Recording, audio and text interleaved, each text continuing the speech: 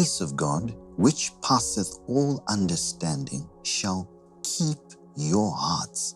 That peace will keep the heart of a man. And watch what follows. Shall keep your hearts and minds. Minds. The peace of God. The peace which is of God, which is from God, is a preservative agent to the heart and the mind. The heart of a man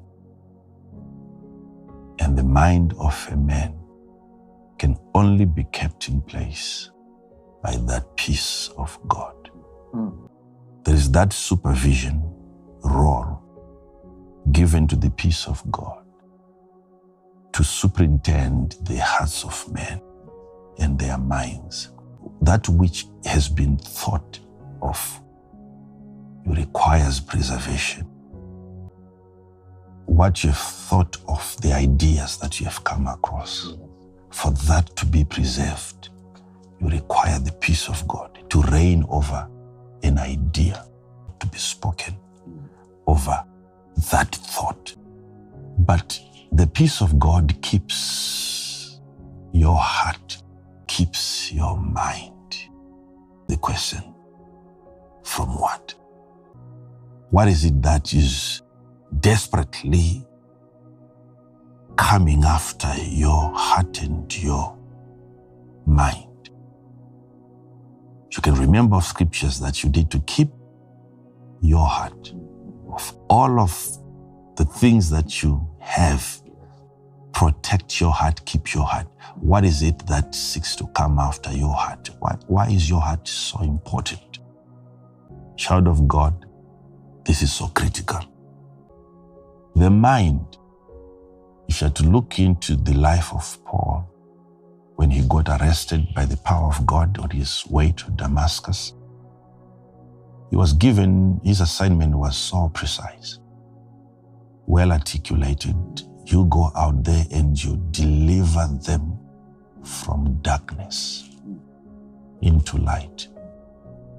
And if you investigate the diagnosis now, the disease that had bedeviled the people, for the prince of this world, the God of this world, what he had done to the people was to simply blind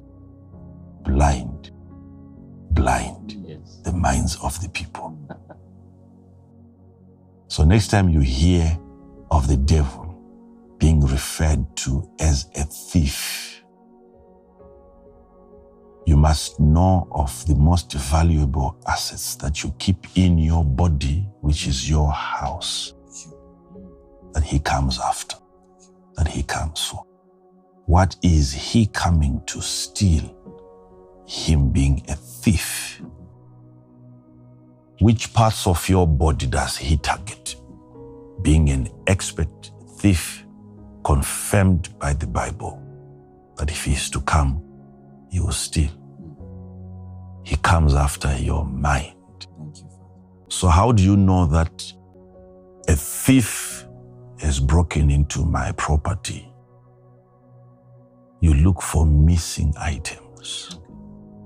You have a thought that has gone missing. You have a mentality that you don't have, though being a child of God. You know he has broken.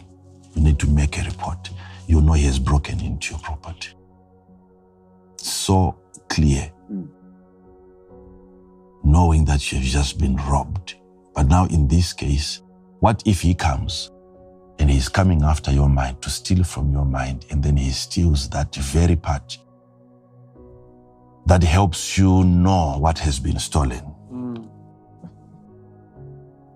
That becomes your struggle. That part of you that is able to recognize changes, then you know that you are doomed. You need the grace of God. These are moments when you tell people of what they don't have and they argue with you. You tell them what they need and they argue with you. The part that helps them understand what has been stolen is the part that has been stolen. no capacity to realize, to recognize, to even notice that robbery has just taken place. We are trying to help people understand how to preserve this gift, because even with every other gift that God has given you, it also requires your ability to keep it. It doesn't matter the gift is as big as the garden. Adam had to learn to keep the garden, lest it gets stolen. So the mind, the brain, rather being the gift that God has given you, it requires preservation, which is only by the peace of God.